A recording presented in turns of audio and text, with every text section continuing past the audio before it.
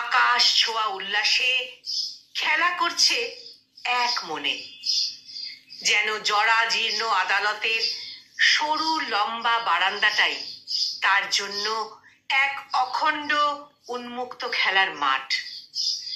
চারপাশের মানুষ শিশুটিকে বিস্ময় ভরা চোখে তাকিয়ে দেখছে, কিন্তু তাতে বিন্দুমাত্র ভ্রুক্ষেপ নেই সেই শিশুটির।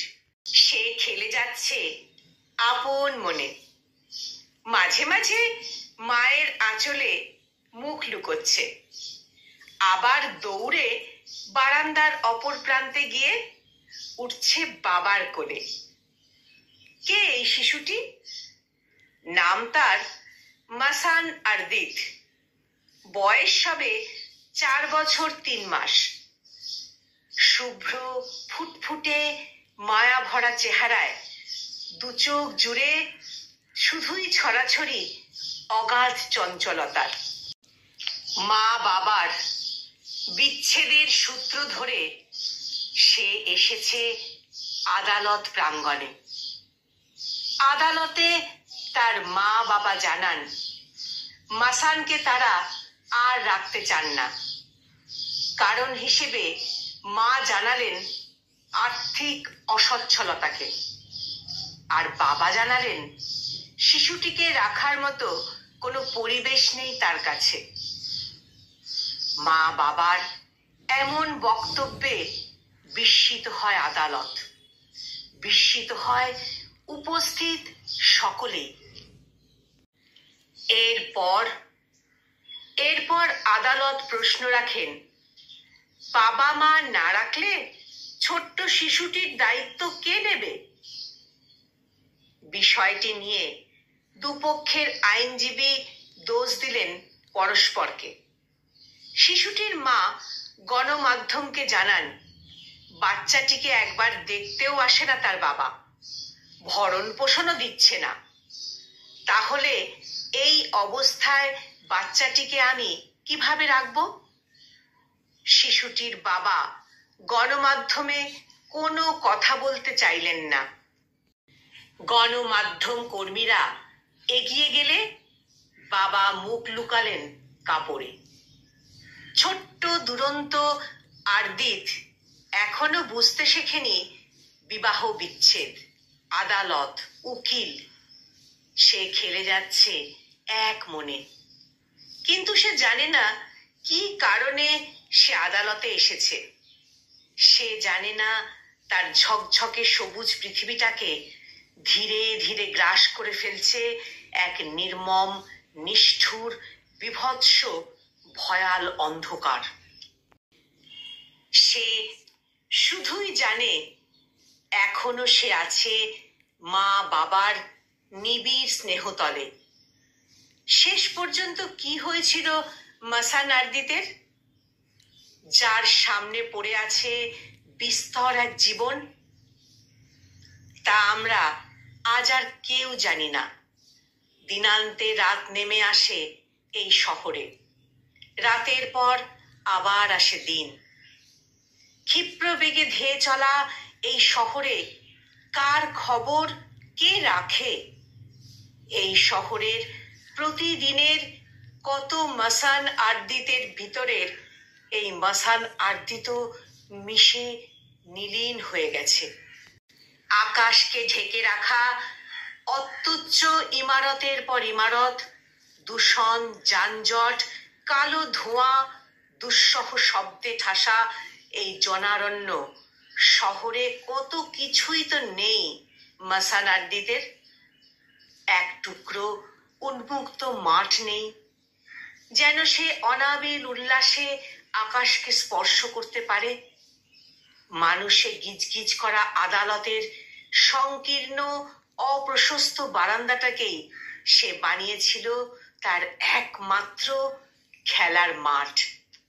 এই শহরের কোথাও খুঁজে পাওয়া যাবে না এক চিলতে সবুজ, যেন সে ফুসফুস ভরে একটু অক্সিজেন নিতে পারে। শহরের যন্ত্র, ইট, ধুলো, ধোঁয়া ঘেরা ধূসরাভ কালিমা প্রতিনিয়ত আষ্টে পৃষ্ঠে বেঁধে রেখেছে তাকে। আর শেষ পর্যন্ত এই শহরে তার একমাত্র আশ্রয় মা বাবার সুশীতল স্নেহ নির্টিকেও হারাতে হয় তাকে। তাহলে তাহলে এটা কি এই শহরের বুকে আর এক বিভীষিকা অন্ধকারের শুরু? হয়তো তাই। শুধু কি আরদিত? না, শুধু আরদিতই না, মা বাবার বিচ্ছেদকে কেন্দ্র করে আদালত অঙ্গনগুলো প্রতিদিন আরদিতের মতো এরকম ছোট্ট ছোট্ট শিশুতে ভরে যায়। আর প্রায়শই এই রকম নিদারুণ করুণ হৃদয়কে বিদীর্ণ করা, কণ্ঠকে অশ্রুরুদ্ধ করা দৃশ্যের অবতারণা হয়। হয়তো এটাই এই দূষিত শহরে আরেক গুপ্ত বেশি নিবিড় দূষণের শুরু। আমি স্পষ্ট চোখে দূরস্থিত একটি ভয়াল নিকষ কালো অন্ধকারকে দেখছি। সেই সর্বগ্রাসী বিষাক্ত বিভৎস ঘোর অন্ধকার ক্রমান্বয়ে ধেয়ে আসছে এই শহরের বুকে, ধীর পায়ে, নিঃশব্দে, সবার অগোচরে, গুপ্ত বেশে। একদিন হয়তো পুরো শহরটাকেই গ্রাস করে ফেলবে সেই অন্ধকার। শিশুদের সেই মুক্ত বিস্ময় ভরা ঝকঝকে সবুজ নিষ্কলুষ পৃথিবী হারিয়ে যাবে সেই কলুষিত নির্মম বিষদুষ্ট ঘন কালো অন্ধকারে। এরপরও আমি স্বপ্নদীপ্ত চোখে দেখি সেই অন্ধকার যতই বিষাক্ত কালো হোক, একদিন উদীচী উষার মতো স্বর্গীয় অনিন্দ আলোর ঝর্ণাধারা ছড়িয়ে পড়বে শহর জুড়ে।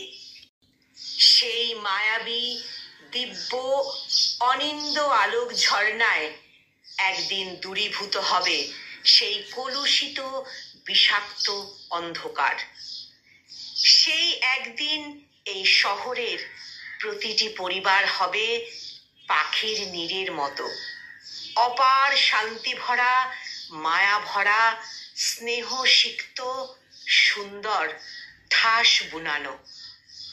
পৃথিবীকে প্রশান্ত করা শিশুর অনাবিল হাসির মায়াবী বর্ণচ্ছটায় কর্পূরের মতো বাতাসে বিলীন হয়ে যাবে বাবা মার মনের সকল অহম, অন্তর ক্রোধ, অন্তর কলহ।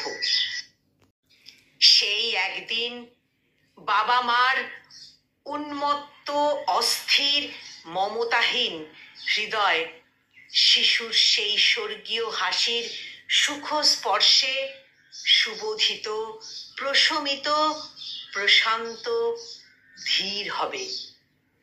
সেই একদিন শহরের মাসান আরদিতরা আবার বেড়ে উঠবে মা বাবার সুনিবিড় সুখ ছায়াতলে।